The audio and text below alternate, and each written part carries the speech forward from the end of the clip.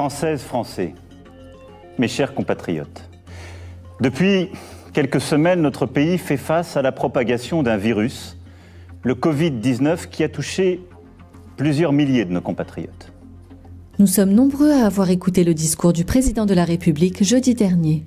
Il semble avoir pris conscience de l'ampleur de la crise sanitaire qui touche le pays et beaucoup se demandent si les mesures prises ne sont pas annoncées trop tard.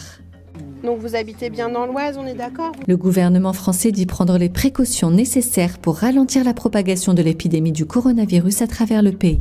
Pourtant, des hospitaliers interviewés par Mediapart estiment que l'Hexagone sera en grande partie touché.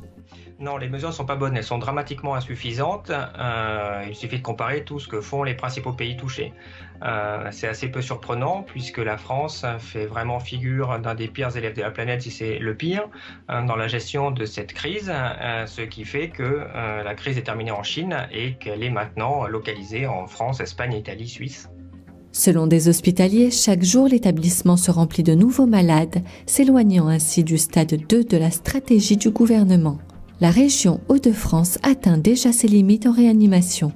On voit les recommandations tomber, mais on ne peut pas les appliquer telles quelles. Dans les faits, nous sommes au stade 3, au stade épidémique, selon la même source. L'épidémie est partie hors de contrôle. Enfin, il faut être sérieux, je veux dire. L'OMS a déclaré le 30 janvier cette épidémie comme une maladie qui représentait une urgence de santé publique mondiale. La Chine a immédiatement pris les mesures, elle a confiné sa population. Le 22 janvier, au moment où la Chine confine sa population, elle n'a même pas 300 cas. Chez nous, là, il y en a 3600.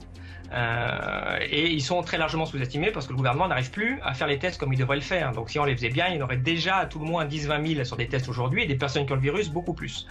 Voilà, on est complètement dépassé par la situation puisque le gouvernement n'a pas pris la mesure de l'épidémie et elle est totalement incontrôlable. En 3 semaines, on a perdu la guerre contre la propagation du coronavirus.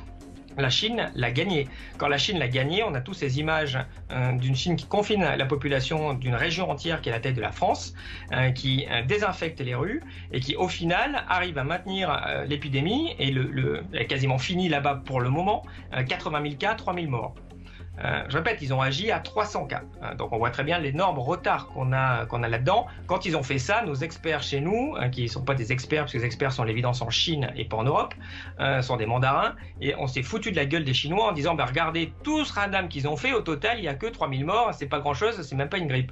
Évidemment, quand vous prenez les bonnes mesures, vous arrêtez l'épidémie, il y a peu de morts. Mais quand on en déduit qu'il faut rien faire, il se passe ce qui se passe chez nous, donc autrement dit une catastrophe sanitaire majeure.